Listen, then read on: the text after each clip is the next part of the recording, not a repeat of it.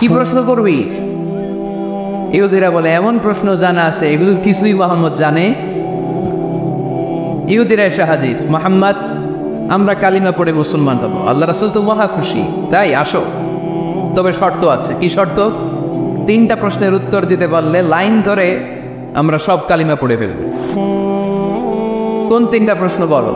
তারা প্রশ্ন শুরু করলো। প্রশ্ন নাম্বার 1, মা হুয়া রূহ। মুহাম্মদ বলো তো রুহু কারে বলে? রুহু কি? রুহু কাকে বলে? হুয়া রূহ। মুহাম্মদ বলো রুহু কারে বলে? এই যে রুহু, এটা দেহের মধ্যে ঢুকলে মানুষ নড়ে চড়ে, অ্যানিমেশন, জীবন্ত প্রাণবন্ত, আছে না নাই?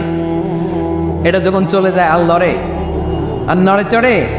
2 কান্দে ছিল যে তোমার 2 জনা পাহারা, তোমারে একলা থুইয়া পালাইছে তাহারা। তোমার 8 কুঠুরি 9 দরজা বন্ধ এবার হলো রে, হলো মুখে আল্লাহ রসুল সবে বলো। তুয়ারে আইসাছে পালকি নাই হরি গাও তোলো রে, তোলো মুখে আল্লাহ রসুল সবে বলো। ও মুখে আল্লাহ রসুল সবে বলো। ঠিক কিনা? আমাদেরকে একলা ফেলে যখন রুহু চলে যায়, দেখে কোনো নাড়াচাড়া নাই। ইহুদিরা বলল প্রথম প্রশ্ন রুহু কারে বলে বলো। 2 নাম্বার প্রশ্ন, মান হুম আসহাবুল কাহফ। আসহাবে কাহফ সম্পর্কে কি জানো? কি জানো বল।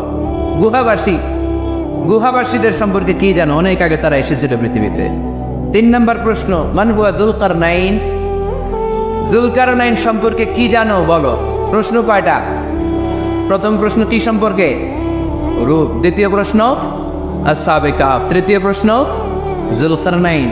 আল্লাহ রাসূল সাল্লাল্লাহু আলাইহি ওয়াসাল্লাম বললেন গাদান উজিবুকুম। তাফসীর ইবনে কাসিরে এসেছে, তিনি উত্তর দিলেন গাদান উজিবুকুম, আই উইল আনসার টুমরো। আগামীকাল উত্তর দিবেন। কারণ জানেন না তো কি করে বলবেন, আর না জানলে উনি বানায় কিছু বলেন। কারণ কোরআন তো পরিচয় দিয়েই দিল, তিনি মন গড়া কখনো কিছু বলেন। কাল উত্তর দিব। ওরা আগামীকাল উত্তরের জন্য হাজির, কিন্তু ওহি আসে নাই, উনি বলতেও পারে না। বিশ্বনবী আবার বললেন গাদান উজিবুকুম, আগামীকাল দেব। তারপরের দিন ইহুদিরা এসে হাজির, বিশ্বনবী উত্তর করতে পারেন না। বিশ্বনবী আবার বললেন গাদান উজিবুকুম, আগামীকাল বলে দেব। আগামীকাল ওরা এসে হাজির, তৃতীয় দিনও তিনি পারেন না। এসে হাসাহাসি শুরু করছে, এই মক্কার লোকেরা দেখো, এই লোকটা এতদিন তোমাদেরকে ভুল বুঝাইছে। এই লোকটা এতদিন বলেছে তিনি নবী। তিনি যদি নবী হতো তিনি তো প্রশ্নের উত্তর করতে পারতো। পারে না কেন? পারে না কেন? এটাই প্রমাণ করে তিনি নবী নন। তিনি যদি পারত উত্তর দিয়ে দিত। তিনি যদি জানতেন তাহলে তো উত্তর দিতেন। পারেন না কেন? 3 দিন 4 দিন, আহা, নবীও লজ্জায় অসহায়, উত্তর দিতে পারেন না। টানা 15 দিন। টানা কয় দিন? ওহী আসে নাই, নবী উত্তরও দিতে পারে না। আল্লাহ রাসূল সাল্লাল্লাহু আলাইহি ওয়াসাল্লামের জন্য এত বিব্রতকর পরিস্থিতি আর কখনো ছিল না। তিনি বারবার বলতেছেন কালকে বলবো, কিন্তু উত্তর আসে না। এর কারণ নবী ইনশাআল্লাহ বলে নাই। কি বলে নাই? নবীর মাধ্যমে, আমার পেয়ারা নবীর মাধ্যমে আমাদেরকে শিখানোর জন্য আল্লাহ 15 দিন নবী নাজিল বন্ধ করলেন। চিল্লায় বলেন কয়দিন? এরপর আল্লাহ কোরআনের আয়াত নাজিল করলেন, ওয়ালা তাকুলান্না লিশাইইন ইন্নী ফাইলুন যালিকা গাদা ইল্লা আন ইয়াশা আল্লাহ। নবী গো, ভবিষ্যতের কোনো কাজের ব্যাপারে যদি কাউকে ওয়াদা দেয়, ওয়াদা দেওয়ার আগে অবশ্যই ইনশাআল্লাহ বলে দিয়ে। নবীর মাধ্যমে আমরা শিখে গেলাম না? এবার আল্লাহ 3টা প্রশ্নের উত্তর জানাই দিলেন। ইয়াসআলুনাকা আনির রূহ কুলির রূহু মিন আমরি রাব্বি ওয়া মা উতীতুম মিনাল ইলমি ইল্লা কালিলা।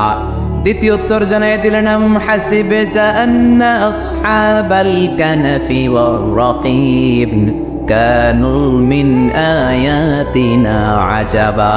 3 নম্বর প্রশ্নের উত্তর আল্লাহ সূরা কাফে জানিয়ে দিলেন, ইয়াসআলুনাকা আন যিল কারনাইন কুল সাআতলু আলাইকুম মিনহু যিকরা। আল্লাহু আকবার। এবার নবী দাঁড়িয়ে গেলেন, বললেন কার কার উত্তর লাগবে আসো। রূহ হলো আল্লাহর আদেশ, আল্লাহর আদেশে ঢুকে আর আল্লাহর আদেশে বের হয়। আসহাবে কাফের 7 জন ছেলে ছিল, গুহার মধ্যে আল্লাহর ভয় ঢুকেছে। 309 বছর পরে আল্লাহ তাদেরকে আবার ঘুম থেকে জাগিয়েছে। জুলকারনাইন এমন একজন বাদশা, গোটা বিশ্বকে শাসন করেছে, তার শাসন ক্ষমতার কোনো কমতি ছিল না। সুবহানাল্লাহ, সুবহানাল্লাহ। তাহলে আমার নবী মন গড়া কথা বলে, তাই না? মন গড়া বলে? He was guided by wahy, he was guided by revelation. ওনার কাছে অভিনা আসলে, অভিনা নামলে তিনি কখনো কোনো কথা বলে। তাহলে আমার নবীর 4 নম্বর পরিচয়, তিনি মন গড়া বলে না, জেনে শুনে ওহীপ্রাপ্ত হয়ে বলে। সুবহানাল্লাহ পড়েন। এরপর কোরআন আমাদেরকে জানালো নবীর 5 নম্বর পরিচয়, আমার নবী হচ্ছেন দিলদরিয়া, রহমতের নবী, দয়ার নবী, মায়ার নবী, ভালোবাসার নবী। আমার নবীর ভালোবাসার কমতি নাই। তিনি হলেন রাহমাতাল লিল আলামিন। তিনি কি? প্রথমে তিনি ছিলেন রাসূলুল্লাহ, তারপর তিনি শেষ নবী, তারপর তিনি মানুষ ছিলেন, তারপর তিনি আন্দাজে মন গড়া কিছু বলেন না। 5 নম্বরে কোরআন বলল তিনি রাহমাতাল লিল আলামিন। তিনি কি? আরো জোরে বলেন, সবাই বলেন। মুখস্থ হয়েছে? পরিচয় দিতে পারবেন না নবীর? তিনি কি? রাহমাতাল লিল আলামিন। ইন্ডিয়ান নায়িকাদের নাম তো খুব মুখস্থ। ক্যাটরিনা কাইফ, কি কঠিন নাম, আমার দাঁত ভেঙে যায়, পোলাপান কয়ে ফেলায়, ছোট্ট বাচ্চা। ক্যাটরিনা কাইফ, সালমান খান, আমির খান, অমিতাভ বচ্চন, কি কঠিন নাম, এগুলো মুখস্থ। রাহমাতুল লিল আলামিন বেরোয় না মুখ দিয়া। আওয়াজ করে বলেন রাহমাতুল লিল আলামিন। 5 নম্বরে কোরআন বিশ্বনবীর পরিচয় দিতে যে আমাদেরকে বলল, ওয়ামা আরসালনাকা ইল্লা রাহমাতাল লিল আলামিন। আয়াতটা পড়েন, ওয়ামা আরসালনাকা ইল্লা রাহমাতাল লিল আলামিন। নবী হে, আমি আপনাকে বিশ্ববাসীর জন্য রহমত করে প্রেরণ করেছি। আপনি গোটা বিশ্বের জন্য রহমত, রাহমাতাল লিল আলামিন, সমগ্র বিশ্ব জাতির জন্য রহমত। নাকি আল্লাহ বলছেন রাহমাতাল লিল মুসলিমিন, শুধু এই মুসলমানদের জন্য আপনি রহমত বলছেন? নাকি বলছেন রাহমাতাল লিল মুমিনিন, শুধু মুমিনদের জন্য রহমত? আল্লাহ কি বলছেন রাহমাতাল লিল মুসল্লিন, শুধু এই মুসল্লিদের জন্য রহমত? আল্লাহ বলছেন কি? রাহমাতাল লিল নবী হে, O my prophet, I have sent you as a mercy for the entire universe. গোটা বিশ্বের জন্য আপনি রহমত, গোটা বিশ্বের জন্য, সবার জন্য আপনি দিলদরিয়া। এজন্য কোরআন বলল, লাকাদ জাআকুম রাসূলুম মিন আনফুসিকুম আজিজুন আলাইহি মা আনিতুম হারিসুন আলাইকুম বিল মুমিনিনা রাউফুর রহিম। যিনি আমার নবী, যিনি তোমাদের কাছে রাসূল হয়ে এসেছেন, আজিজুন আলাইহি মা আনিতুম, যেই জিনিসটা তোমাদেরকে কষ্ট দেয়, এই জিনিস মেনে নেয়া নবীর পক্ষে সম্ভব না। যে জিনিসটা আমাদের দুঃখ দেয়, ওইটা আমার নবী মেনে নিতে পারেন। হারিসুন আলাইকুম, তিনি তোমাদের কল্যাণকামী। বিল মুমিনিনা রাউফুর রহিম, মুমিনদের জন্য তিনি দিলদরিয়া। তার দিলের মধ্যে শুধু মায়া, তার জানের মধ্যে শুধু মায়া, প্রেম আর ভালোবাসা। চিল্লায় বলেন ঠিক কিনা? সব নবীকে আল্লাহ একটা দোয়া করার সুযোগ দিয়েছেন। এই দোয়াটারে বলে দাওয়া মুস্তাজাবা। এই দোয়া করার সাথে সাথে দোয়াটা কবুল করে নেয় কে? মজার ব্যাপার হলো, দুনিয়ার বুকে সব নবীরাই ওই দোয়াটা করেই ইন্তেকাল করেছে। কোন নবী ওই দোয়াটা রাইখা দেন নাই। সব নবীকে আল্লাহ বললেন, নবী আপনাদের সবাইকে আমি একটা স্পেশাল চান্স দিব, স্পেশাল অফার, একটা দোয়া। কি লাগবে বলেন, যেটা যাবেন ওইটাই দিব। সব নবীরা পটপট করে টপ টপ করে দোয়াগুলো করে ফেলেছে, কেউ রেখে দেয় নাই। রেখে দিয়েছে শুধু আমার নবী, আপনার নবী, আমাদের নবী, পেয়ারা নবী, বিশ্ব নবী মুহাম্মদুর রাসূলুল্লাহ সাল্লাল্লাহু আলাইহি ওয়াসাল্লাম। তিনি ইরশাদ করেন, লিকুল্লি নবিয়্যিন দাওয়া মুস্তাজাবা দাউ বিহা। সব নবীর বিশেষ দোয়া দুনিয়াতেই করা শেষ। ওয়া ইন্নী আখতাবিউ দাওয়াতি শাফাআতান লি উম্মতি ইয়াউমাল কিয়াম। শুধু আমি আমার স্পেশাল দোয়াটা আমার গুনাহগার উম্মতকে সুপারিশ করার জন্য কিয়ামতের মাঠে রেখে দিয়েছি।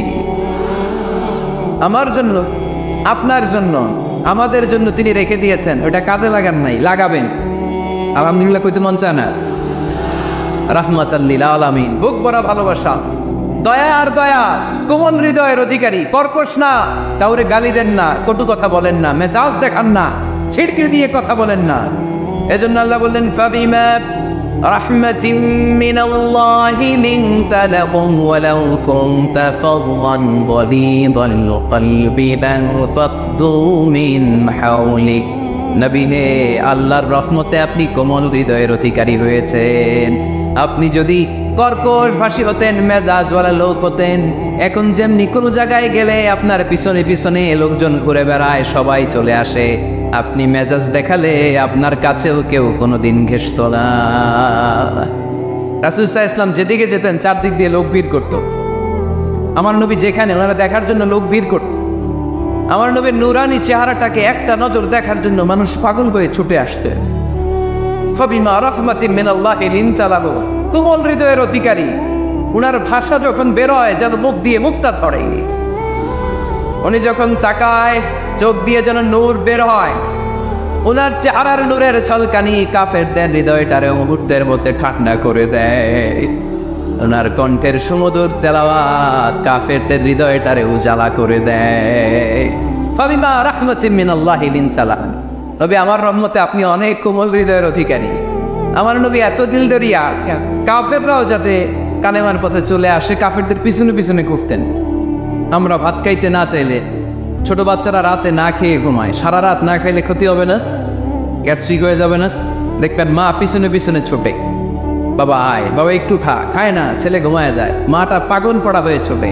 আমার নবীও মক্কায় একটা কাফেরের জন্য জাহান্নামের আগুনে না পড়ে ওদের জন্য পাগল হয়ে পিছনে পিছনে ছুটতেন, পিছনে পিছনে যেতেন। আল্লাহ বললেন, নবী ফালাআল্লাকা বাখিউন নাফসাকা আলা আসারিহিম ইল্লাম ইউমিনু বিহাদাল হাদিসি আসাফা। নবী হে, আপনি ওদের ভালোর জন্য ওদের পিছনে ছুটতে ছুটতে, বটে যান, ওদের পিছনে ছুটতে ছুটতে আপনি তো আপনার জানটারে শেষ করে দিবেন। আপনি তো নিজেরা শেষ করে দিচ্ছেন ওদের পিছনে ছুটতে ছুটতে। নবী গো, আপনি ওদের পিছনে ছুটতে ছুটতে নিজের জানটারে শেষ করে দিয়েন। রহমতের নবী, সবার জন্য হৃদয়ে ভালোবাসা আছে না নাই? আমরা মসজিদ নিয়ে ভাগাভাগি করি না? হানাফি মসজিদ, আহলে হাদিসের বাইরে আইলে কিন খাইবেন? আহলে হাদিস জামে মসজিদ, হানাফিরা ঢুকলে গোতায় বাইর করে দেন, আছে না নাই? কে বলছে আপনারা হানাফি মসজিদ বানাইতে? কে বলছে আপনারা আহলে হাদিস মসজিদ বানাতে? গোটা দুনিয়া যত মসজিদ আছে মসজিদগুলো কার? মসজিদে কাউরে বাধা দেওয়া যাবে না, খবরদার। সবাই এক, সবার জন্য বিশ্বনবীর হৃদয় দিলদরিয়া। আমরা হানাফি মসজিদে আহলে হাদিসদেরকে ঢুকতে দেই না, আহলে হাদিস মসজিদে হানাফিদেরকে ঢুকতে দেয় না, আমিন আসতে বললে ঢুকতে দেয় না, জোরে বললে ঢুকতে দেয় না। বিশ্বনবী মসজিদে নববীতে খ্রিস্টানদেরকে নিয়ে বসে বসে কথা বলেছেন। ইহুদির লাশ দেখে আমার নবী দাঁড়িয়ে গিয়েছেন। আমরা মুসলমান একসাথে বসতে পারি না। রাহমাতাল লিল আলামিন। আমার নবীর 5 নম্বর পরিচয় কি? বই ঘরের ভাইয়ের আওয়াজ করে বলেন, 5 নম্বর পরিচয় কি? গোটা বিশ্বের জন্য রহমত। কষ্ট হচ্ছে? শেষ করে দেই। অনেক শুনলেন তো, এক ক্লাস কি এত লম্বা হয় নাকি? হ্যাঁ, ঘন্টা পরে যাবে এখন। আরো শুনবেন? পরিচয় কয়টা গেল? আর কয়টা শুনবেন? আরো 5টা। আমার নবীর 6 নম্বর পরিচয়, আমার নবীর চরিত্র ফুলের চাইতেও, আমরা বলি আমার নেতার চরিত্র ফুলের চাইতেও পবিত্র, কাগজের ফুল, আছে না নাই? এই কথাগুলো আসলে আমাদের ক্ষেত্রে যায় না, যায় আমার নবীর ক্ষেত্রে। আমার নবীর চরিত্র ফুলের চাইতেও পবিত্র চরিত্রের অধিকারী। এটাকে বলা হয় খুলুকে আযীম। এটাকে কি বলে? সবাই বলেন, আরো জোরে বলেন। নবীর ফলোয়ার, নবীর সুন্দর সুন্দর নামগুলো নিতে চায় না, আওয়াজ করে বলেন খুলুকে আযীম। আরবিতে খুলুক মানে চরিত্র, খুলুক মানে এটার বহু বচন আখলাক। আখলাক তো বুঝেন, বলি না লোকটার আখলাক খুব ভালো, স্বভাব চরিত্র ভালো। তো আমার নবীর স্বভাবকে এত অনুপম, এত সুন্দর করে আল্লাহ কোরআনে তুলে ধরেছেন। আল্লাহ এটার নাম দিয়েছেন খুলুকে আযীম। কি না? খুলুক 3 ধরনের। কয় ধরনের? খুলুকে হাসান, খুলুকে কারীম, খুলুকে আযীম। আই রিপিট, খুলুকে হাসান, খুলুকে কারীম, খুলুকে আযীম। আবার বলি, খুলুকে হাসান, খুলুকে কারীম, খুলুকে আযীম। খুলুকে হাসান মানে সমান সমান, উনিও দমক দিছে আমিও দমক দিছি, এটা খুলুকে হাসান। আমি তো খারাপ কিছু করি নাই, আমি অতিরিক্ত জুলুম করছি নাকি ওনার উপরে? উনিও দমক আমিও দমক, সমান সমান, এটা খুলুকে হাসান। নবীর এটা ছিল না। আরেকটা হচ্ছে খুলুকে কারীম। উনি ধমক দিছে, আমি ধমক দেই নাই, আমি সহ্য করে নিয়েছি। এটা খুলুকে কারীম, এটা খুলুকে কারীম। নবীর এটাও ছিল না, নবীর ছিল এটা খুলুকে আজিম। উনি ধমক দিছে, আমিও ধমক দিছি, না এটা করেন নাই। উনি ধমক দিছে, আমি সহ্য করে নিলাম, কিছু বলি না, এটাও করেন নাই। উনি ধমক দিছে, আমি ওনার জন্য দোয়া করলাম আর ওনারে বুকে টেনে নিলাম। আমি ওনারে ভালোবাসতে শুরু করলাম, ওনারে কাছে টেনে নিলাম, ওনারে বুকে জড়িয়ে ধরলাম। সুবহানাল্লাহ পড়তে পারলেন না? এটারে কি বলে? আমার নবীরটা মনে হয় খুলুকে হাসান ছিল, খুলুকে কারীম ছিল। আমার নবীর চরিত্র কি ছিল? এজন্য আল্লাহ বললেন, ওয়া ইন্নাকা লাআলা খুলুকিন আযীম। নবী হে, একটা অনুপম সুন্দর চরিত্র দিয়ে আমি আপনারে তৈরি করেছি। সুবহানাল্লাহ পড়েন। অনুপম চরিত্র, খুলুকে আজিম। খুলুকের ব্যাখ্যা শেষ, এবার ব্যাখ্যা হবে আজিমের। আজিম মানে সুমহান। উইগরের ভাইয়ের আজিম মানে, আওয়াজ করে বলো, আজিম মানে নবীর চরিত্র, সুমহান চরিত্র। আজিম শব্দটা আল্লাহ কোরআনে যেন তেন জায়গায় ব্যবহার করে না, যেটার তাৎপর্য, সিগনিফিক্যান্স অনেক বড়, অনেক বিশাল, অনেক সুমহান, তখন আল্লাহ ব্যবহার করে আদি। তখন কি ব্যবহার করে? কিয়ামতের দিন আল্লাহ যে একটা ভূমিকম্প পৃথিবীটারে ধরে যে আল্লাহ একটা ছাকুনি দিবেন, পাহাড়গুলো ভেঙে খান খান হবে, স্যাটেলাইটগুলো ভেঙে টুকরা টুকরা হবে, ওই ভূমিকম্পটা মনে হয় সাধারণ ভূমিকম্প। এই ভূমিকম্পের মতো ভূমিকম্প পৃথিবীবাসী কোনোদিন দেখে নাই। এজন্য ওই ভূমিকম্পের বর্ণনা দিতে যে আল্লাহ কোরআনে বললেন, ইন্না জালজালাতাস সাআতি লাশাইউন আযীম। নিশ্চয়ই কিয়ামতের দিনের ভূমিকম্প এটা সাধারণ ভূমিকম্প নয়, এটা সুবিশাল ভয়ঙ্করতম ভূমিকম্প, ঠিক কিনা? এই কিতাবটা তো দুনিয়ার অন্যান্য সাধারণ কিতাবের মতো একটা কিতাব, তাই না? অসাধারণ, এটার তুলনা হয় না। এটার মর্যাদা কত বলে বোঝানো যাবে না। তাই এই কিতাবটার কথা বলতে যে আল্লাহ কোরআনে বললেন এটাও আজিম কিতাব। ওয়ালাকাদ আতাইনাকা সাবআম মিনাল মাসানি ওয়াল কুরআনাল আযীম। নবী হে, আপনারা আমি নিত্য পাঠনীয় সপ্তবাক্য দিয়েছি, সাথে সাথে কোরআনে আজিম দিয়েছি। এটা সাধারণ কোরআন না, এটা কোরআনে আজিম। তাহলে ভূমিকম্প এটা বড় ভূমিকম্প, তাই এটা ভূমিকম্প আজিম। এটা সুমহান কোরআন, তাই এটা আজিম। আমার আল্লাহর সত্তা এটা কি সাধারণ না সুবিশাল? এজন্য আল্লাহ নিজের পরিচয় দিতে যেও ব্যবহার করেছেন আযীম। কি ব্যবহার করেছেন? আয়াতুল কুরসি মুখস্থ আছে না সবার? আছে, আছে। সব শেষে আল্লাহ বললেন, ওয়ালা ইয়াউদুহু হিফযুহুমা ওয়া হুয়াল আলিয়্যুল।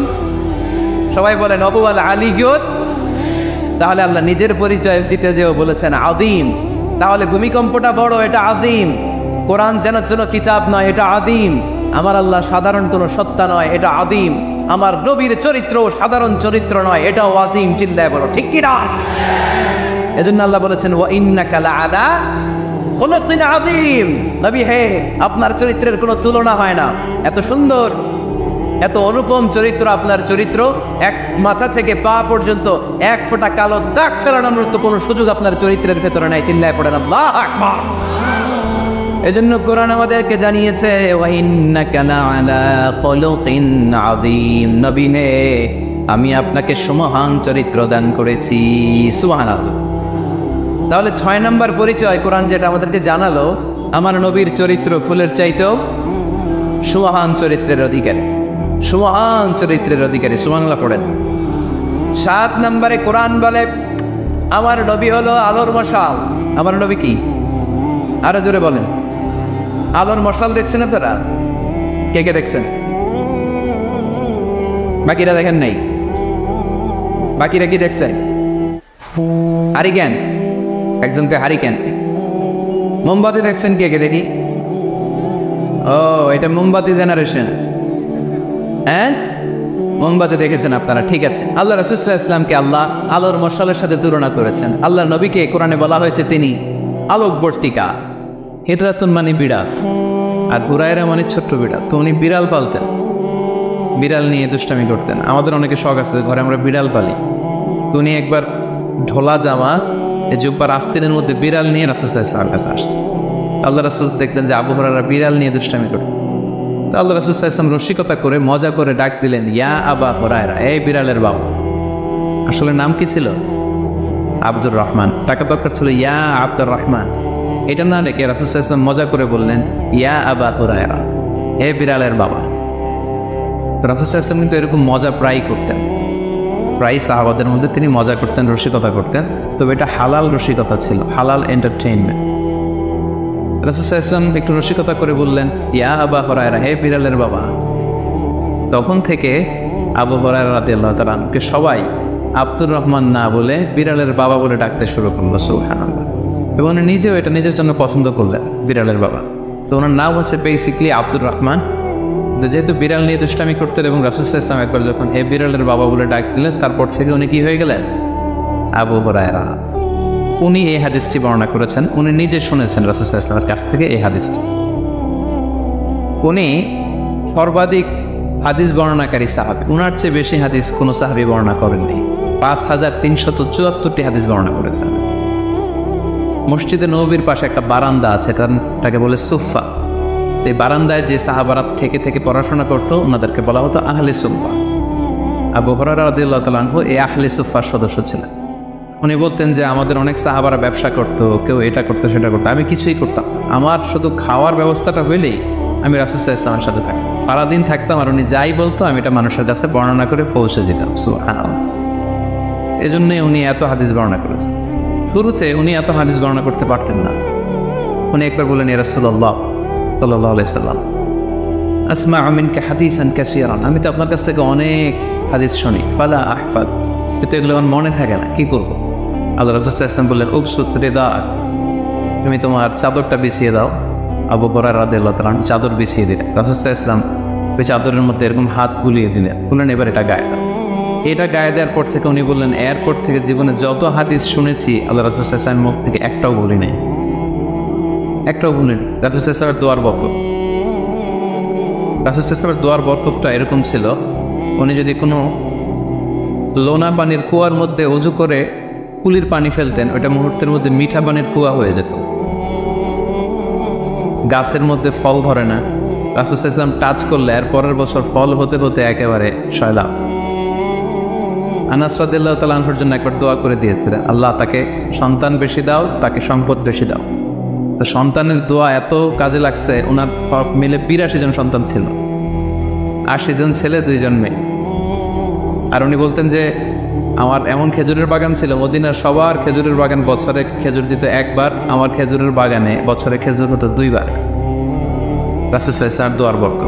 মদিনার অনেক নবজাতক সন্তানদের মাথায় চুল গজায় না, রাসূল সাল্লাল্লাহু আলাইহি ওয়াসাল্লাম কোনো নবজাতক সন্তানের মাথায় হাত বুলিয়ে দিলে মাথার চুল তাড়াতাড়ি বড় হয়ে যেত, বারাকা। রাসূল সাল্লাল্লাহু আলাইহি ওয়াসাল্লাম হাত বুলিয়ে দিলেন, ওই হাত বুলানো চাদর আবু হুরায়রা রাদিয়াল্লাহু তাআলা আনহু গায়ে পড়লেন, আর ভুলে না কিছু, আর কিছু ভুলে না। অনেক ওরিয়েন্টালিস্টরা আবু হুরায়রা রাদিয়াল্লাহু তাআলা আনহুর এই হাদিস বর্ণনার ব্যাপারে সাসপিশন ছড়ায়, সন্দেহ ছড়ায় যে উনি এত হাদিস শুনলো কবে? একজন মানুষকে এত হাদিস কারো কাছ থেকে শুনে মনে রাখতে পারে নাই। আপনারা আমার যত কথা শুনেন কয়টা মনে রাখতে পারবেন? তারা সন্দেহ ছড়ায় যে আবু হুরায়রা এগুলো নিজ থেকে মনে হয় বলেছে। আসলে না, কখনো না, নেভার। উনি রাসূল সাল্লাল্লাহু আলাইহি ওয়াসাল্লামের কাছ থেকে যেমনটি শুনেছে ঠিক তেমনটি বলেছে। এবং এটা হচ্ছে রাসূল সাল্লাল্লাহু আলাইহি ওয়াসাল্লামের দোয়ার বর, ওই যে চাদরে হাত বুলিয়ে দিয়েছে। তাহলে হাদিসের যে বর্ণনাকারী আবু হুরায়রা রাদিয়াল্লাহু তাআলা, ওনার ব্যাপারে একটা ছোটখাটো ধারণা পেয়ে গেলেন না আপনারা? এবার আমরা হাদিসে চলে যাই।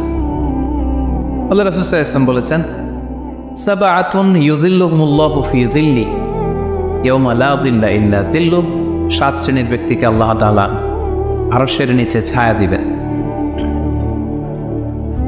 যেদিন আরশের ছায়া ছাড়া আর কোনো ছায়া থাকে। ইউযিল্লুহুমুল্লাহু ফি যিল্লিহি, আল্লাহ তাআলা সেদিন তার নিজের ছায়া দেবেন, বলতে উদ্দেশ্য হচ্ছে ফি যিল্লি আরশিহি, আল্লাহর আরশের ছায়ায় তিনি 7 শ্রেণীর ব্যক্তিকে সেদিন রাখবেন। আল্লাহর আরশের ব্যাপারে আপনারা শুনেছেন না যে আর রহমানু আলাল আরশি ইস্তাওয়া, আল্লাহ তাআলা আরশের উপর পজিশন নিয়েছে। আল্লাহ তাআলার পজিশন কোথায়? আরশের উপর। আরশ হচ্ছে মহাবিশ্বের সব কিছুর উপরে এটার অবস্থা। আমরা খালি চোখে উপরে কি দেখি? আকাশ। আসলে আমরা আকাশ দেখি না, এটা দেখি মহাশূন্য, স্পেস। প্রথম আকাশ যে কত বড় তার কোনো হিসাব নেই। এই যে পৃথিবী থেকে সূর্য 13 লক্ষ গুণ বড়, পুরো পৃথিবীটাই তো আমাদের দেখার সুযোগ হয়নি। এই পৃথিবীর চেয়ে নাকি এবার সূর্য কয়গুণ বড়? কেন ইমাজিন দ্যাট, 13 লক্ষ গুণ বড়। সূর্যের চেয়ে এরকম কোটি কোটি গুণ বড় তারা আছে। এরকম বিলিয়ন বিলিয়ন তারা নিয়ে আমাদের গ্যালাক্সির নাম হচ্ছে মিল্কি ওয়ে। এটার পরে আরেকটা গ্যালাক্সি সবচেয়ে কাছের অ্যান্ড্রোমেডা, ওইটা আরও বড়। ওইখানে বিলিয়ন বিলিয়ন ট্রিলিয়ন গ্যালাক্সি। এরকম প্রত্যেকটা গ্যালাক্সি ঘুরছে, প্রত্যেকটা তারা তাওয়াফ করছে মহাশূন্যে। এরকম হাজার কোটি তারা নিয়ে আমাদের প্রথম আকাশের মহাশূন্য। প্রথম আকাশ কিন্তু অনেক উপরে। এই যে নাসার বিজ্ঞানীরা, অমুক বিজ্ঞানীরা রকেট দিয়ে এখানে যায় ওখানে যায়, এরা প্রথম আকাশের 1 কোটি ভাগের 1 ভাগও এখন অর্জন করতে পারেনি। ওই প্রথম আকাশের পরে হচ্ছে দ্বিতীয় আকাশ।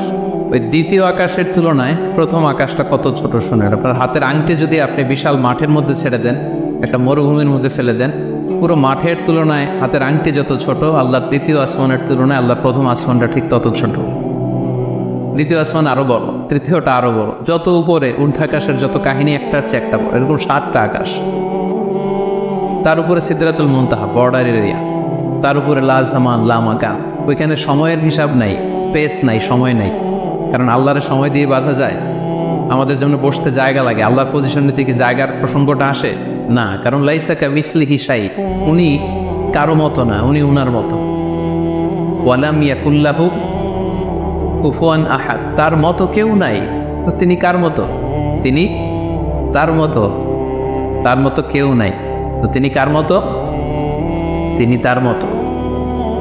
তার উপরে হচ্ছে আল্লাহর কুরসি, তার উপরে আল্লাহর আরশ, সেখানে আল্লাহর পর্দা। এই পর্দার পেছনে আল্লাহ তাআলার সত্তা। আমাদের বাড়ির পর্দাগুলো কি দিয়ে তৈরি বলেন তো? কাপড় দিয়ে। আল্লাহর পর্দাগুলো আলো দিয়ে তৈরি, নূরের পর্দা। পর্দাটাই আলো। এজন্য সাহাবারা জিজ্ঞেস করেছিলেন, ইয়া রাসূলুল্লাহ হাল রাআইতা রাব্বাক, আপনি কি মেরাজের রাতে আপনার রবকে দেখেছিলেন? রাসূল সাল্লাল্লাহু আলাইহি ওয়াসাল্লাম বলেছিলেন, নূরুন আন্না আরাহু, উনি তো নূর, আলোর পর্দা, চোখ ঝলসে যাওয়ার মতো অবস্থা, আমি কীভাবে দেখবো? তার মানে সরাসরি দেখেননি। আল্লাহ তাআলার সাথে সিক্রেট মিটিং হয়েছিল, কনভারসেশন হয়েছিল, কথাবার্তা হয়েছিল। তার উপরে হচ্ছে আরশ। ওই আরশের ছায়ার নিচে কিয়ামতের ময়দানে আল্লাহ তাআলা 7 শ্রেণীর ব্যক্তিকে স্থান দিবেন। কয় শ্রেণী? 7 শ্রেণীর ব্যক্তিকে স্থান দিবেন। যে দিনটা হবে 50 আলফা সানা মিম্মা তা'উদ্দুন, 50,000 বছরের সমান একটা দিন, কিয়ামতের দিন। 50,000 বছর। মানুষগুলো সব হয়রান হয়ে যাবে। ইউহশারুন নাসু ইয়াউমাল কিয়ামাতি হুফাতান উরাতান মুশাতান গুরলা। রাসূল সাল্লাল্লাহু আলাইহি ওয়াসাল্লাম বললেন, প্রতিটি মানুষ হুফাত, কারো পায়ে জুতা নেই। আমাদের প্রত্যেকের জুতা আছে না আজকে? সেদিন জুতা থাকবে না। উরাতান, নেকেট, উলঙ্গ। গাড়ি নাই, কিছু নাই, ঘোড়া নাই। গুরলা, জন্মদিনের পোশাকে সবাই পাগলের মতো। আমাদের আসে বলে নিয়ে রাসূল, এটা কেমন কথা? কারো গায়ে যদি ড্রেস না থাকে তো সবাই লজ্জা পাবে না? একে অন্যকে দেখে হাসাহাসি করবে না? আল্লাহ রাসূল সাল্লাল্লাহু আলাইহি ওয়াসাল্লাম বললেন, লিকুল্লি ইমরিইন মিনহুম ইয়াওমাইদিন শাআনু ইউগনি। আয়েশা, এই দিনটা এত ভয়ঙ্কর হবে যে অন্যের কি অবস্থা এটা চিন্তা করতেই সে ভুলে যাবে। নিজের অবস্থা নিয়ে এত পেরেশানিতে সে থাকবে, ঘর্মাক্ত, ক্লান্ত, শ্রান্ত, পেরেশান। সূর্যটা একেবারে মাথার কাছে চলে আসে। সূর্যের তাপে মাথার মগজগুলো গলে নাকের ছিদ্র, কানের ছিদ্র দিয়ে বেয়ে বেয়ে পড়ে। জিহ্বাটা কুকুরের মতো বেরিয়ে আসবে সামনের দিকে। মানুষ হাঁপাতে থাকবে, দৌড়াতে থাকবে, ক্লান্ত শ্রান্ত, কেউ কাউকে চেনে না। ইয়াউমা ইয়াফিরুল মারউ মিন আখিহি ওয়া উম্মিহি ওয়া আবিহি ওয়া সাহিবাতিহি ওয়া বানি। ভাই ভাইকে চিনবে না, পরিচয় দিবে না। মা ছেলেকে দেখে পরিচয় দিবে না, বন্ধু বন্ধুকে দেখে পরিচয় দিবে। সবাই ইয়া নাফসি ইয়া নাফসি। ওই ভয়ঙ্কর দিনে আল্লাহ তাআলা 7 শ্রেণীর লোককে তার আরশের নিচে ছায়া দিবেন। আমরা কি চাই না যে আমরা ওই 7 শ্রেণীর অন্তর্ভুক্ত হই? আমরা আল্লাহ তাআলার কাছে কামনা করি আমরাও যেন সেই 7 শ্রেণীর অন্তর্ভুক্ত হয়ে এই ভয়ঙ্কর দিনে আল্লাহ তাআলার আরশের নিচে ছায়া পেতে পারি। আরো জোরে আমরা সবাই পড়ি আমিন। ওই 7 শ্রেণীর ব্যক্তিদের মধ্যে প্রথম শ্রেণী হচ্ছে ইমামুন আদিল, ন্যায়পরায়ণ শাসক, the just ruler, the just king. যেই বাদশাহ, যেই শাসক, যেই কিং তার প্রজাদের প্রতি ন্যায়পরায়ণভাবে বিচার করে, ইকুয়ালি ট্রিট করে সবাইকে। কারো উপর জুলুম করেন, কারণ আল্লাহ তাআলা জুলুম পছন্দ করেন না। আল্লাহ কি কারো উপর জুলুম করেন? কিয়ামতের দিনের বিচারে তিনি কারো উপর জুলুম করবেন? আল্লাহ তাআলা বলেন, ইন্নী হারামতু যুলমা আলা নাফসি, আমি আমার উপর জুলুমকে হারাম করেছি, ফালা তাযালামু, তাই তোমরাও তোমাদের উপর জুলুম করো না, খবরদার। আয-যুলমু যুলুমাতুন ইয়াউমাল কিয়ামা, যারা পৃথিবীর বুকে কারো উপর জুলুম করবে, এই জুলুমটা জুলুমাত হয়ে, অন্ধকার হয়ে তার কাঁধে চেপে বসবে কিয়ামতের দিন। সো আল্লাহ তাআলা প্রথম 7 জনের মধ্যে সর্বপ্রথম যাকে আরশের নিচে ছায়া দিবেন তিনি হচ্ছেন ইমামুন আদিল, just king, the just ruler, ন্যায়পরায়ণ শাসক, যারা আদালতের সাথে কাজ করে। ইন্নাল্লাহা ইয়া'মুরুকুম বিল আদলি ওয়াল ইহসান, আল্লাহ তাআলা এই আদালতের ব্যাপারে, জাস্টিসের ব্যাপারে সবসময় তিনি আদেশ করেন। জাস্টিস ভায়োলেট হয়, ন্যায়পরায়ণতা, ইনসাফ এটা ভায়োলেট হয়, এটা আল্লাহ তাআলা কখনো চান না। যারা বিচার করার সময় ন্যায় বিচার করে, উভয় পক্ষের কথা শুনে, যারা রায় দেওয়ার সময় ন্যায়সঙ্গতভাবে রায় দেয়, যারা জনগণের ট্রিট করার সময় সঠিকভাবে ট্রিট করে, সেই ধরনের রাজা যারা, সেই ধরনের কিং যারা, রুলার যারা, তারা সেখানে স্থান পাবে। এটা শুধু আল্লাহর কাছেই না, যারা জাস্ট রুলার তাদেরকে দুনিয়ার মানুষরাও পছন্দ করে না অনেক। উদাহরণস্বরূপ বলছি, ফর এন এক্সাম্পল, এই যে রেসেপ তাইয়েব এরদোগান, জাস্ট উদাহরণ, আরও অনেক ভালো ভালো রুলার আছে, আপনারা আরও ভালো বলতে পারবেন। তো এই যে তুরস্কের রেসেপ তাইয়েব এরদোয়ান মুসলিম বিশ্বের বিভিন্ন ইস্যু নিয়ে উনি খুব কনসার্নড, চমৎকার চমৎকার উদ্যোগ নিচ্ছে, এটা আমাদের খুব ভালো লাগে না? আমাদেরকে অনুপ্রাণিত করে, আমাদেরকে উজ্জীবিত করে। ইভেন কি অমুসলিম রাষ্ট্রপ্রধান যারা এই জাস্ট রুলার, যারা সবসময় কি করে, ন্যায়পরায়ণতার সাথে মানুষের সাথে ট্রিট করে, তাদেরকে সবাই পছন্দ করে। কানাডার প্রধানমন্ত্রীর নাম জানেন আপনারা? এই যে জাস্টিন ট্রুডো, সে অমুসলিম, তাই না, খ্রিস্টিয়ান খুব সম্ভব, তারপরেও তাকে সবাই খুব পছন্দ করে। কেন? ইজ এ জাস্ট রুলার, তাই না? জনগণের প্রতি সে ন্যায়পরায়ণ, একজন ন্যায়পরায়ণ রাষ্ট্রনায়ক সে। সো ইমামুন আদিল, প্রথম শ্রেণী হচ্ছে এমন শাসক যে হচ্ছে ন্যায়পরায়ণ, তার কাছে কেউ বিচার চাইলে সে মাজলুম হয় না, তার জনগণের প্রতি যে দায় দায়িত্ব এটা সে সঠিকভাবে পালন করে। বিচার করার সময়, রায় দেওয়ার সময় সে উল্টাপাল্টা রায় দেয় না, আদালতের সাথে সবাইকে এক চোখে দেখে। এই ব্যক্তিকে সেদিন আল্লাহ তাআলা আরশের নিচে ছায়া দেবে। এই পয়েন্টটা সবার কাছে ক্লিয়ার না? ইমামুন আদিল। 2 নম্বর হচ্ছে ওয়াশাবুন নাশাআ ফি ইবাদাতিল্লাহ, এমন যুবক যে যুবক তার যৌবনটাকে আল্লাহর ইবাদতে কাটিয়ে। এখানে এই যে আপনারা যারা বসে আছেন বেশিরভাগই হচ্ছেন যুবক, বেশিরভাগই সবাই তো যুবক। আমি তো বয়সে তো তেমন কাউকে দেখতে পাচ্ছি না, 2-1 তারা 2-1 তাও খুব বয়স্ক না, আমাদের কাছাকাছি বা কিছু বড় হবে, ঠিক কিনা? সাধারণত যুবক ধরা হয় কোন বয়স থেকে কোন বয়সে? লেটস সে 20 থেকে 40, তাই না? 20 থেকে 40, এই 20 বছরের সময়টা হচ্ছে একেবারে জীবনের সবচাইতে মাহেন্দ্রক্ষণ। এত শক্তি, সম্ভাবনা, টকবগে যুবক, যুবকদের মধ্যে আল্লাহ অনেক প্রাণ শক্তি দিয়েছে। এরা বিপ্লব ঘটায় ফেলতে পারে, এরা সময়ের গতিস্রোতকে পাল্টে দেয়, সাগরের স্রোতকে উল্টে দেয়, এরা বিপ্লব করে ফেলে, ইতিহাস রচনা করে, ঠিক কিনা? এই যুবক তার যৌবনের মোক্ষম সময়টা অন্যায় করে কাটায় না, আজে বাজে কাজ করে কাটায় না, জুলুম করে কাটায় না, দুর্নীতি করে কাটায় না, টেন্ডারবাজে, চাঁদাবাজে, মিথ্যা, খারাপ কাজ, কোনো এই ধরনের কাজের সাথে নিজেকে জড়িত রাখে না, বরং নাশাআ ফি ইবাদাতিল্লাহ, আল্লাহর ইবাদতে তার জীবনটাকে কাটায়। এজন্য যৌবনের এই সময়টা প্রিয় ভাইরা অনেক দামি, এটা বেশি দিন থাকবে না। রং ধরা যৌবন জং ধরে নাই, শেষ। এ দেখতে দেখতে ছোট্ট কিশোর হয়ে পৃথিবীতে এসেছিলেন, শিশু ছিলেন, কিশোর, তারপর এখন যুবক, কিছুদিন পরে বিয়ে করে থাকলে দেখবেন যে আল্লাহ ঘরে মেহমান পাঠিয়ে দিলে বাবা হয়ে গেছে। কিছুদিন পরে মেয়েটারে বিয়ে দিলে এরপর কি হয়ে যাবেন? শ্বশুর হয়ে যাবেন, এরপরে নানা হয়ে যাবেন, দাদা হয়ে যাবেন। এই তো জীবন, this is the circle of life. রং ধরা যৌবন জং ধরে শেষ, এটা থাকে না খুব বেশি দিন। এজন্য এই যৌবনের এই সময়টাকে যারা আল্লাহর ইবাদতে তারা কাটিয়েছে, তাদেরকে আল্লাহ তাআলা আরশের নিচে ছায়া দিবেন।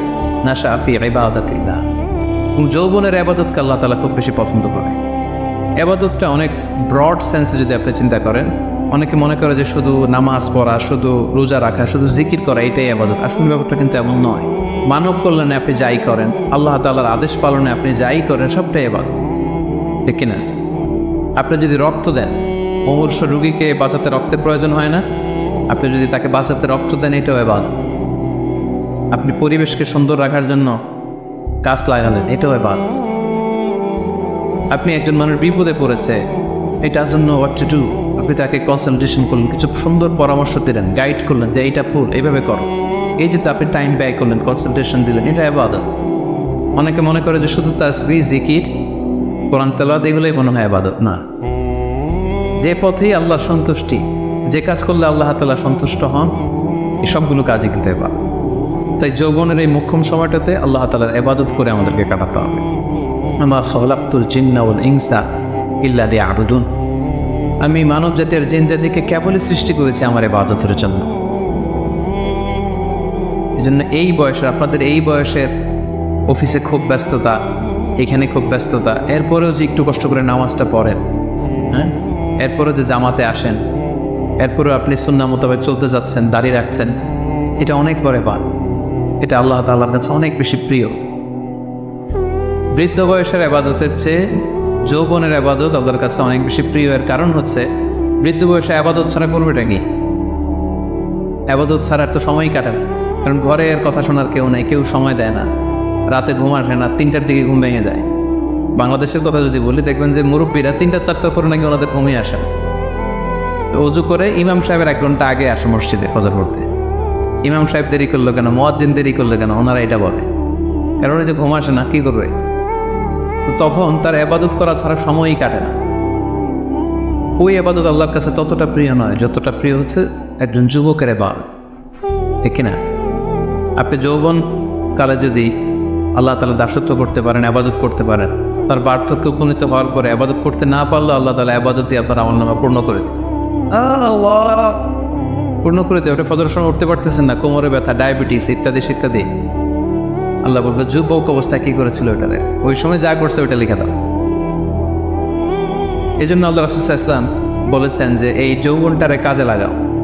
আল্লাহ রাসূল সাল্লাল্লাহু আলাইহি ওয়াসাল্লাম বলেছেন 5টা বিষয় আসার আগে 5টা জিনিসকে কাজে লাগাও। তার মধ্যে একটা হচ্ছে শাবাবাকা ক্বাবলা হারামিক, বার্ধক্য আসার আগে যৌবনকে কাজে লাগাও। সিহহাতাকা ক্বাবলা মারাদিক, অসুস্থতা আসার আগে সুস্থতাকে কাজে লাগাও। গিনাকা ক্বাবলা ফাকরিক, গরিব হয়ে যাওয়ার আগে তোমার ধনাঢ্যতাকে কাজে লাগাও। ফারাগাকা ক্বাবলা শুগলি, ব্যস্ত হয়ে যাওয়ার আগে অবসরটারে কাজে লাগাও। হায়াতাকা ক্বাবলা মাউতিক, মৃত্যু আসার আগে জীবনটারে কাজে লাগাও। এই জন্য যৌবনটাকে যেন আমরা কাজে লাগাই প্রিয় ভাই। এবং কিয়ামতের ময়দানে 5টা প্রশ্ন করা হবে। এই 5টা প্রশ্নের উত্তর না দিয়ে কোনো বনি আদম পাই নাড়াতে পারবে, পা নাড়াতে পারবে না। এর মধ্যে প্রথম প্রশ্ন, আন হায়াতিহি ফিমা আফনা, তার জীবনটা সে কোন কাজে লাগিয়েছে। ও আন শাবাবিহি ফিমা আবলা, জীবনের মধ্যে যে যৌবন ছিল ওই সময় কি করছে? সে কি ইসলামের বিরুদ্ধে তার কাজ করেছে? আরাম কাজগুলোতে সময় ব্যয় করেছে? আরাম ব্যবসা করেছে? আরামের সাথে সম্পৃক্ত ছিল? ইসলাম বিরোধী গোষ্ঠীর সাথে সম্পৃক্ত ছিল? আপনাকে জিজ্ঞেস করা হবে যে যৌবনের সময়টা আপনি কি কাজে লাগিয়ে, নাকি ইসলামের পক্ষে ছিল, যা করেছে ইসলামের পক্ষে কাজে লেগেছে? সম্পদ কোত্থেকে উপার্জন করেছে, কোথায় ব্যয় করেছে, যতটুকু জেনেছে ততটুকু মেনেছে কিনা? এই 5টা প্রশ্নের উত্তর দেওয়ার আগে বনি আদম কিয়ামতের ময়দানে পাই নাড়াতে পারবে। এজন্য 3য় শ্রেণী হচ্ছে ওয়াশাবুন নাশাআ ফি ইবাদাতিল্লাহ, এমন যুবক যে তার যৌবনকে আল্লাহর ইবাদতে কাজে লাগিয়েছে। এজন্য যৌবনটাকে যেন আমরা কাজে লাগাই। মনে থাকবে সবার, সবাই কিন্তু আপনারা যুবক, এই সময়টা পাবো না, আমরা মিস করবো কিছুদিন পরে। এই যে কুচকুচে কালো দাড়ি, আপনার কি মনে হয় আজীবনেই কালোই থাকবে? তাহলে আমাদের দাদারগুলো সাদা করলো কে? নানারগুলো সাদা করলো কে? ওই বয়সে যাওয়ার পরে এই কুচকুচে দাড়ি, কালো চুল, এগুলো কি হয়ে যাবে? সাদা হয়ে যাবে। এটাই জীবন। সো সময়টাকে যেন আমরা কাজে লাগাই। আমরা যেন অন টাইমে জামাতের সাথে সালাদগুলো যেন আদায় করি, কোনো হারাম কাজের সাথে যেন আমরা সম্পৃক্ত না হই। খুব হিসেব করে করে আমাদের এই যৌবনের চমৎকার সময়টা যেন আমরা কাজে করি। মনে থাকবে তো ইনশাআল্লাহ। 3 নাম্বার হচ্ছে ওয়ারাজুলুন কলবুহু মুআল্লাকুন বিল মাসাজিদ, এমন ব্যক্তি যার হৃদয়টা সবসময় মসজিদের সাথে ঝুলে থাকে। মসজিদের সাথে সবসময় লেগে থাকে, মসজিদের সাথে সম্পৃক্ত, মসজিদ ছাড়া আর কিছু ভালো লাগে, এরকম কিছু টাইপ লোক আছে না? মসজিদ থেকে নামাজ পড়ে চলে আসছে বাসায়, কিন্তু মন পড়ে আছে কই? আমাদের অনেকের যায় মসজিদে কিন্তু মন থাকে কই? বাড়িতে। উল্টা হয়ে যায়, উল্টা যেন না হয়। অনেকে দেখবেন যে জোহরের নামাজ পড়ে বাসায় আসছে, বাট মনটা পড়ে আছে মসজিদে। এই 3 নম্বর ব্যক্তি হচ্ছে রাজুলুন কলবুহু মুআল্লাকুন বিল মাসাজিদ। 3 নম্বর ওই ব্যক্তিকে আল্লাহ আরশের নিচে জায়গা দিবে যার হৃদয়টা মসজিদের সাথে লেগে থাকে। আর মসজিদ খুব ভালো লাগে।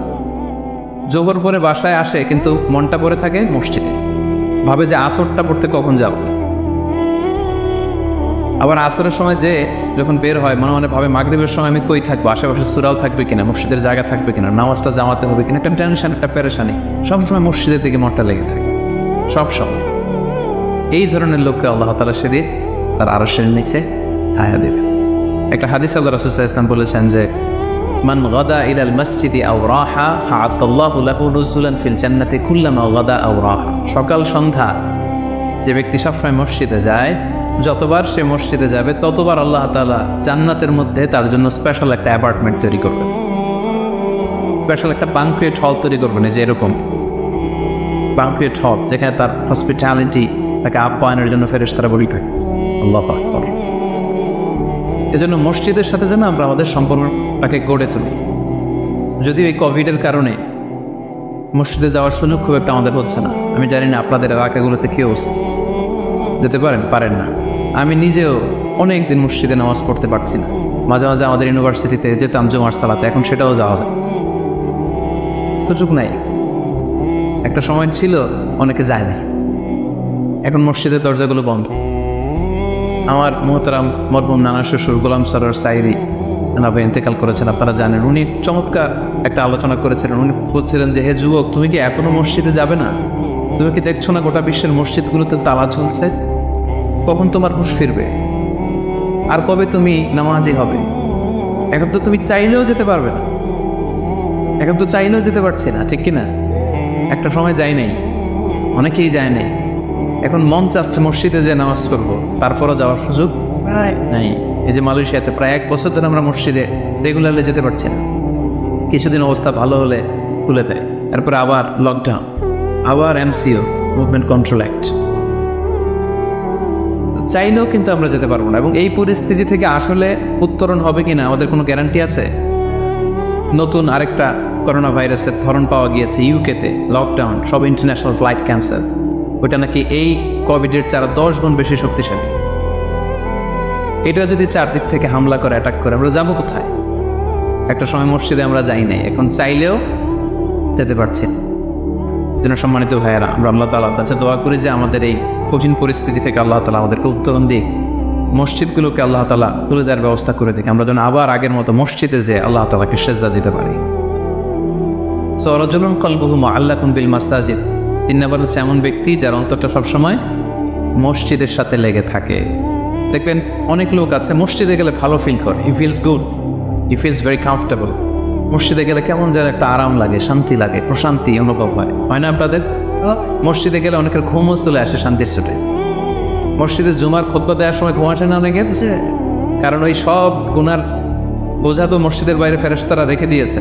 এবার হালকা হয়ে পাতলা হয়ে প্রশান্ত চিত্তে মসজিদে ঢুকলে প্রশান্তের ঘুম চলে আসে।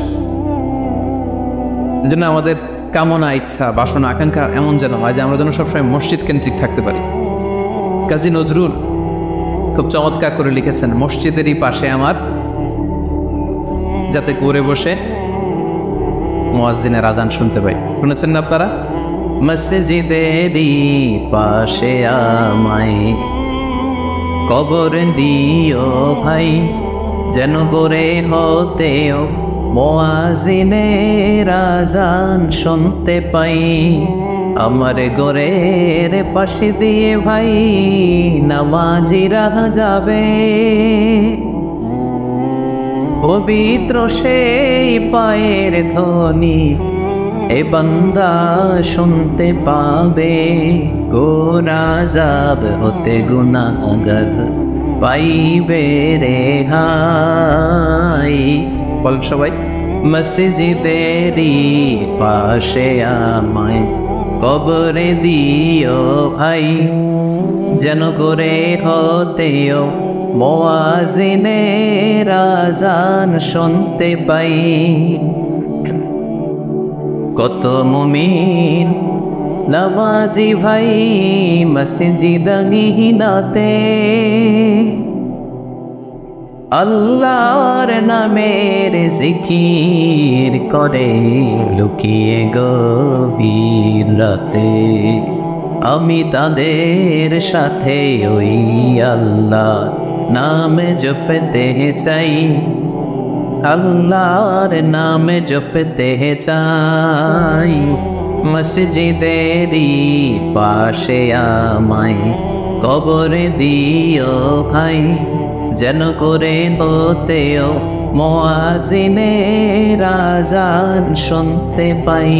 পড়েন আমি। অসাধারণ চেতনা, হোয়াট এ স্পিরিট।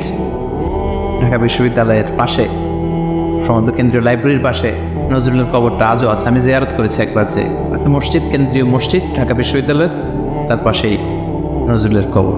আজান হচ্ছে, লোকেরা দোয়া করছে, কবর জিয়ারত করছে। কি চেতনা ছিল, হৃদয় থেকে দোয়াটা করেছেন, আল্লাহ কবুলও করেছেন আলহামদুলিল্লাহ। তো রাজুলুন কলবুহু মুআল্লাকুন বিল মাসাজিদ। 3 নম্বর ব্যক্তি হচ্ছে যার হৃদয়টা সবসময় মসজিদের সাথে ঝুলে থাকে, সালাতের সাথে ঝুলে থাকে, সিজদার সাথে ঝুলে থাকে। মসজিদের সাথে সম্পর্ক আমরা বাড়াবো তো এখন থেকে, রাজি আছেন সবাই? আচ্ছা, চতুর্থ শ্রেণী হচ্ছে রাজুলানি তাহাব্বা ফিল্লাহ ইজতামা আলাইহি ওয়া তাফাররাকা আলাইহি। এমন 2 ব্যক্তি যারা একে অপরকে আল্লাহর জন্য ভালোবাসে, যারা একে অপরকে আল্লাহর জন্য ভালোবাসে। আল্লাহর জন্য ভালোবাসা, তারা যাই করে আল্লাহর জন্য করে। আমরা একে অপরের সাথে দেখা হলে বলি না ভাই উহিব্বুকা ফিল্লাহ, আপনাকে আমি আল্লাহর জন্য ভালোবাসি, বলি না? এই যে আল্লাহর জন্য ভালোবাসা, একে অপরকে আল্লাহর জন্য যদি কেউ ভালোবাসে, এই 2 জন লোককে আল্লাহ তাআলা সেদিন আরো সেরে নিচে ছায়া দেবে।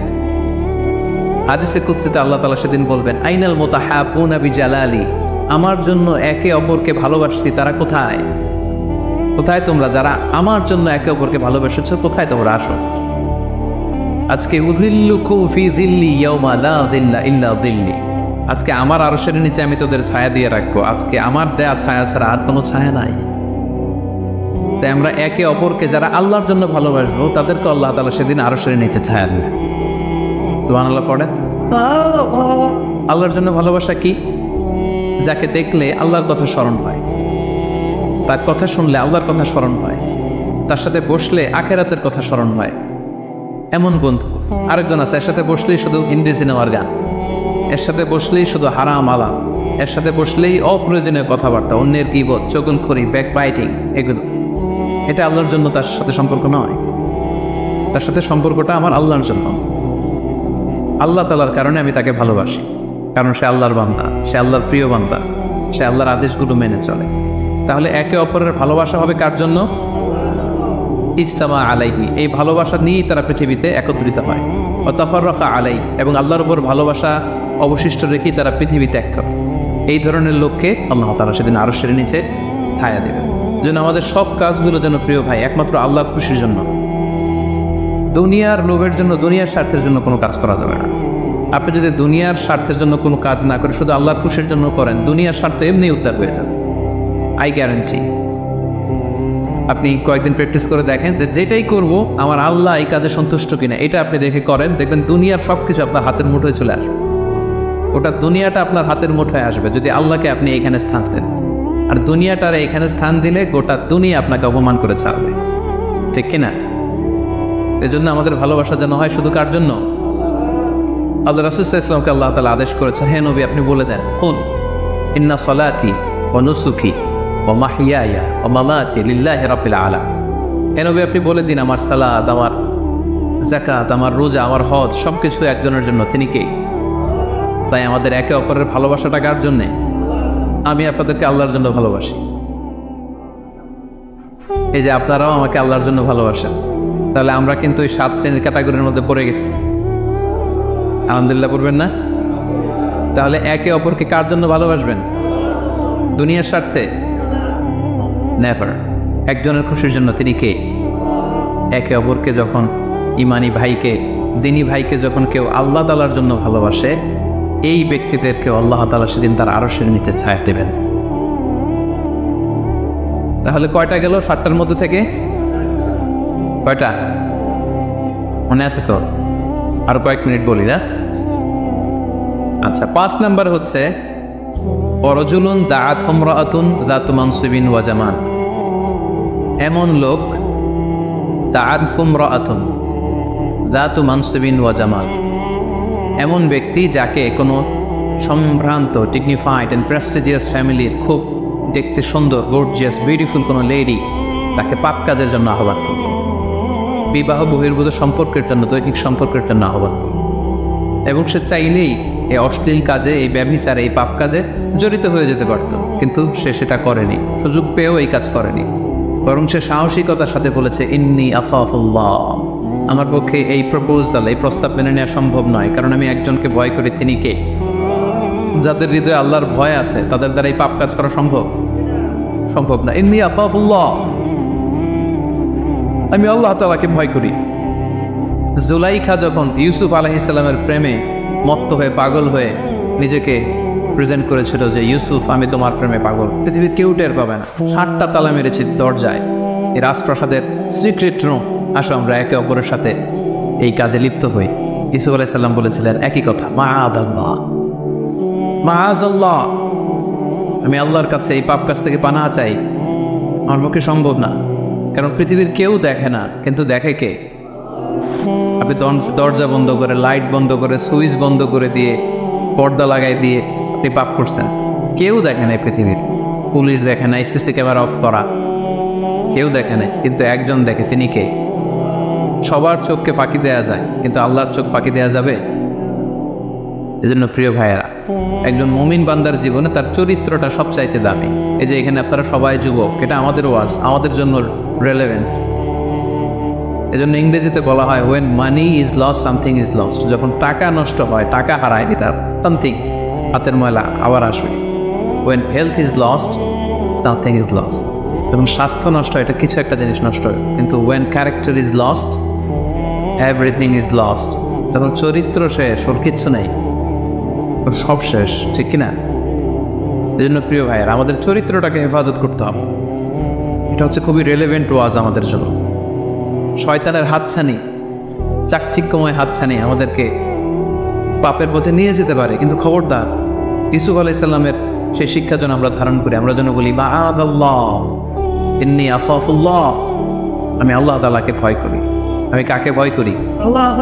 আল্লাহ ইজ ওয়াচিং মি, আল্লাহ আমাকে দেখছেন, পৃথিবীর কেউ দেখে না, কিন্তু দেখে কে? আল্লাহ তাআলা, তিনি দেখেন। যেন আল্লাহ তাআলা বিশ্বাসীদেরকে বলেছেন কুল্লিল মুমিনিনা ইয়াগুদ্দু মিন আবসারিহিম, হে নবী, এই বিশ্বাসীদের বলুন তারা যেন তাদের চোখকে নামায়, lower your eyesight, lower your gauge, নিজের চোখের লাগাম টেনে ধরতে হবে, ওই আহফাদু ফুরুজাও, এবং নিজের প্রাইভেট, নিজের লজ্জাস্থানের হেফাজত করতে হবে। আল্লাহ রাসূল সাল্লাল্লাহু আলাইহি ওয়াসাল্লাম বলেছেন মাইয়াদমান লি মা বাইনা লিহিয়াইহি ওয়া মা বাইনা রিজলাইহি আদমান লাহু জান। একটু খেয়াল করে শুনেন, আল্লাহ রাসূল বলেছেন আমার যে উম্মত আমাকে 2টা অঙ্গের গ্যারান্টি দিবে যে এই 2 অঙ্গ দিয়ে কোনো পাপ করবে না, তাহলে ওই উম্মতকে আমি জান্নাতের গ্যারান্টি দিয়ে দিলাম। অঙ্গ 2টা কি? এক হচ্ছে 2 চোয়ালের মাঝখানে যে অঙ্গটা থাকে, মানে জিহ্বা, আরেক হচ্ছে 2 পায়ের মাঝখানে যেটা থাকে, প্রাইভেট, মানুষের লজ্জাস্থান। এই 2টা অঙ্গের গুনাহ করবে না বলে যদি কোনো উম্মত আমার গ্যারান্টি দেয়, আমি আমার ওই উম্মতকে জান্নাতের গ্যারান্টি দেব। এজন্য চক্ষুকে হেফাজত করতে হবে, নজরকে হেফাজত করতে হবে। বিশ্বাসীদের বৈশিষ্ট্য হচ্ছে ওয়াল্লাযীনা হুম লিফুরুজিহিম হাফিযুন, বিশ্বাসীরা তাদের প্রাইভেট লজ্জাস্থানের হেফাজত করে। তারা বিয়ে ছাড়া অন্য কোনোভাবে যৌন সম্পর্কে জড়ায় না, তারা একটা বৈধ যৌন সম্পর্কে, হালাল যৌন সম্পর্কে তারা জড়ায়। বিয়ে ছাড়া কোনো যৌন সম্পর্ক ইসলাম আমাদের জন্য হালাল করে নাই। এজন্য যুবকদেরকে বিষ্ণু ইসলাম বলেছেন ইয়া মা'আশারাশ শাবাব মান ইসতাতাআ মিনকুমুল বাআতা ফালিয়াতাযাওয়াজ, যাদের সক্ষমতা আছে আর্থিক এবং শারীরিক, ফালিয়াতাযাওয়াজ, বিয়ে করো। ফাইন্নাহু আগাদ্দু লিল বাসার, বিয়ে করলে চোখ নিম্নগামী হয়। ওয়া আহসানু লিল ফারাজ, লজ্জাস্থান হেফাজতে থাকে। ওয়া মান লাম ইয়াস্তাতি, যার সক্ষমতা নাই বিয়ে করার, ফাআলাইহি বিস-সাওম, সে রোজা রাখো। কি করো? ফাইন্নাহু লাহু বিজা, কারণ এই রোজার মাধ্যমে তাকে পাপ কাজ থেকে আল্লাহ তাআলা বাঁচাবেন। সুবহানাল্লাহ। এখানে বিয়ে করছেন না সবাই? সবাই বিবাহিত? আচ্ছা, আলহামদুলিল্লাহ। আল্লাহ তাআলা খুব দ্রুত যারা বিয়ে করে নাই তাদেরকেও বিয়ের ব্যবস্থা করে দেয়। বিয়েটা কিন্তু ভাই অনেক বরকতের। বিয়েটা কি অনেক বরকতের। হালাল পন্থায় আল্লাহর দেয়া যৌবনকে উপভোগ করো। মুমিনের সম্পর্ক হয় শুধু হালালের সাথে, হারামের সাথে মুমিনের কোনো সম্পর্ক আছে? সম্পর্ক নাই। যে বিয়ে করে তার দিনের অর্ধেক পূর্ণ হয়ে যায়। আল্লাহ রাসূল সাল্লাল্লাহু আলাইহি ওয়াসাল্লাম বলেন, কেউ যখন বিয়ে করলো তার দিনের অর্ধেক পূর্ণ হয়ে গেল। ফালিয়াত্তাকিল্লাহা ফিন্নিসফিল বাকি, বাকি অর্ধেকের ভয় করলেই চলবে, তার এখন অর্ধেক পূর্ণ হয়ে গেছে। আল্লাহু আকবার। আল্লাহ রাসূল সাল্লাল্লাহু আলাইহি ওয়াসাল্লাম বলেছেন, নিকাহ মিন সুন্নতি, বিয়ে আমার সুন্নাত। ফামান রাগিবা আন সুন্নতি ফালাইসা মিন্নি, যে আমার সুন্নতকে ঘৃণা করে ও আমার উম্মত হতে পারে না। যারা বিয়ে করতে চায়, বিয়ে করে নিজের পাপ থেকে নিজেকে বাঁচাতে চায়, তাদেরকে সাহায্য করা আল্লাহ নিজের জন্য ওয়াজিব করে ফেলেছেন। 3 শ্রেণী আল্লাহ বলে, 3 ধরনের ব্যক্তিকে সাহায্য করা আমি আল্লাহর উপর ওয়াজিব। কয় শ্রেণীর?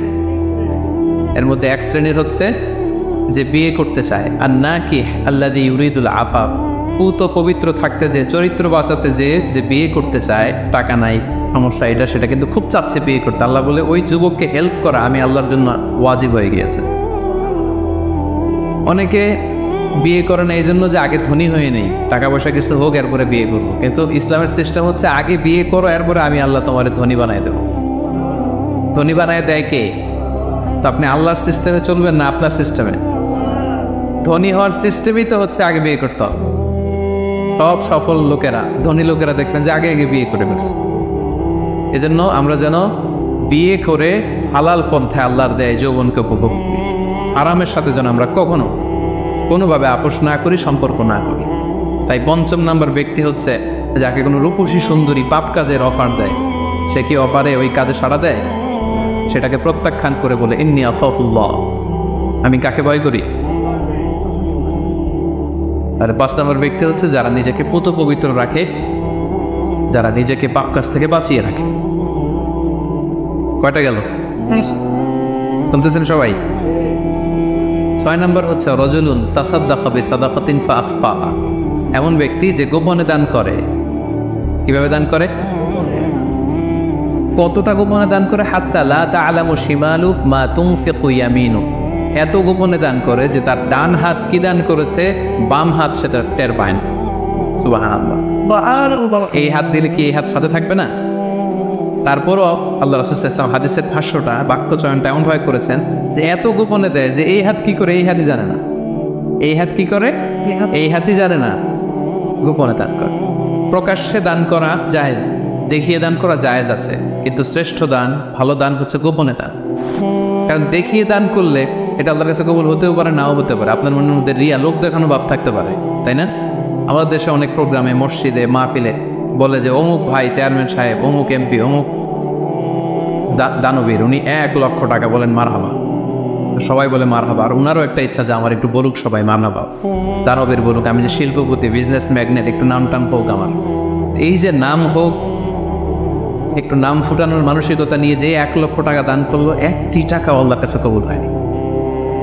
কারণ লোক দেখানো মানসিকতা নিয়ে করলে এটা আল্লাহ কবুল করে না। কারণ ওইখানে সে 2 জনের সন্তুষ্টি চাচ্ছে, লোকেও ভালো বলুক, আল্লাহও ভালো বলুক। নো, আল্লাহ এটা নেই, বানাই শিরক করে ফেলছেন। শিরক মানে আল্লাহর সাথে যদি কাউরে আবার সাথে চান, আপনি অন্য কাউকে চাইতে পারবেন না, দেখাতে হবে একজনকে, তিনি কে। এটাকে বলা হয় শিরকুল আসগার, ছোট শিরক। লৌকিকতা, লোক দেখানো মানসিকতা, এটা ছোট শিরক, বড় শিরক না, এটা ছোট শিরক। সো এই লৌকিকতার মানসিকতা আমাদেরকে বন্ধ করতে হবে। অনেক দানবীর, দানশীল ব্যক্তি কিয়ামতের দিন জাহান্নামে যাবে। আল্লাহ বলবে যাও, go to the hell fire, জাহান্নামে যাও।